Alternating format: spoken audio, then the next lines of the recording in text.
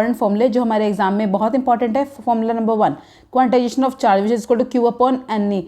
हमारे पास दूसरा फॉर्मूला होता है इलेक्ट्रिक फोर्स का which is equal to F is equal to Q E. Coulomb force F is equal to K Q one Q two upon R square, where K is equal to 1 upon 4 pi epsilon nought. Epsilon is permittivity. अगर vacuum में हमारे पास है तो epsilon not होता है, अगर medium में है तो एप्सिलॉन आ जाता है। इनकी जो रेशियो होती है वो बराबर होती है। अगर हम चेक करना है कि फोर्स मीडियम में कैसे वेरी करेगी तो F M upon F nought is equal to 1 upon K हमारे पास फॉर्मूला हो जाता है। ठीक है, नेक्स्ट हमारे पास फॉर्मूला है मल्टीपल चार्जेस की वजह से F is equal to Q Q one upon R one का स्क्वायर। ओके, अगर हमारे पास दो चार्जेस हैं उनके बीच में कोई एंगल बन रहा है तो हमारे पास फोर्स का फॉर्मूला होता है एफ1 का स्क्वायर प्लस एफ2 का square 2f1 f2 cos theta. Okay, electric force due to point charge का फॉर्मूला होता है Q upon 4 pi epsilon nought R. अगर हमें लीनियर चार्ज की वजह से निकालना है तो फॉर्मूला बन जाता है lambda upon 2 pi epsilon nought R. अगर हमें स्फेरिक की वजह से निकालना है तो फॉर्मूला हो जाता है Q upon 4 pi epsilon nought R square. अगर हमें शीट की वजह से निकालना तो फॉर्मूला बन जाता है सिग्मा अपॉन एप्सिलॉन नॉट, जहाँ पे सिग्मा की वैल्यू होती है Q upon A. Gauss law of electrostatic कहता है कि total electric flux over close surface is equal to E dot D S which is equal to Q upon epsilon nought. Dipole moment अगर हमारे पास दो charges हैं तो वो बराबर होता है क्यू इंटू 2a। ठीक है, प्रोडक्ट ऑफ इधर चार्ज और distance between them. Electric field due to dipole, उसका फॉर्मूला था 2p r upon 4 pi epsilon not r square minus a square का होल स्क्वायर। अगर पार्टिकल बहुत दूर है, अगर हमें बहुत दूर निकालना है तो एक की वैल्यू निगलेक्ट कर देंगे, फॉर्मूला बन जाता है 2p upon 4 pi epsilon not r cube.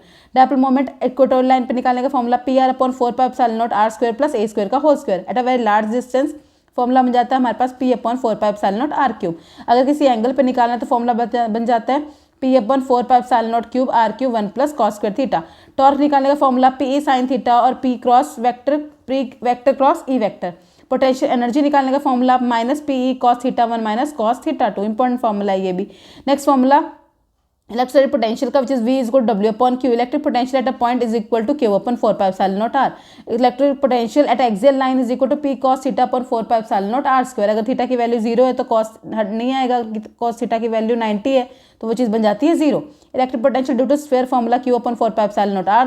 Electric potential energy का formula k q1 q2 upon 4 pi epsilon naught r1 का square r12।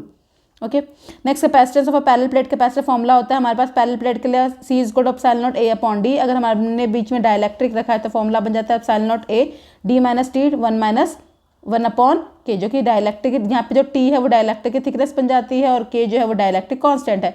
Dielectric conducting slab, अगर हमारे पास कंडक्टिंग स्लैब है डाइलेक्ट्रिक की जगह तो फॉर्मूला बन जाता है D epsilon naught a d minus T, जहाँ पे t थिकनेस होगी स्लैब की।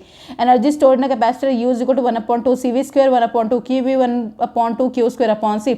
एनर्जी डेंसिटी का formula 1 upon 2 epsilon not e square.